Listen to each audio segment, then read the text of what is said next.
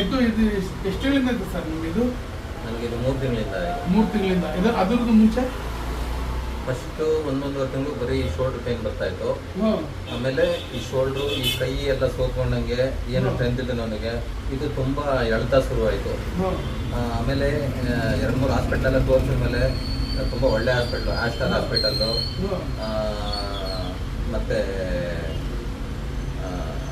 ಇನ್ನೊಂದು ಹಾಸ್ಪಿಟಲ್ಲು, ಎರಡೂ ಕಡೆ ತೋರಿಸಿ ಅವರು ಫೈನಲ್ ಆಗಿ MRI ಮಾಡ್ಸಕ್ಕೆ ಹೇಳಿದ್ರು. MRI ಮಾಡಿಸಿ ಇಲ್ಲಿ ಡಿಸ್ಕ್ ಪ್ರಾಬ್ಲಮ್ ಇದೆ, C3 C5 ಪ್ರಾಬ್ಲಮ್ ಇದೆ, C5 ಪ್ರಾಬ್ಲಮ್ ಇದೆ, ಆಪರೇಷನ್ ಮಾಡಿಸ್ಬೇಕು ಅಂತ ನನಗೆ ಸಜೆಸ್ಟ್ ಮಾಡಿದ್ರು.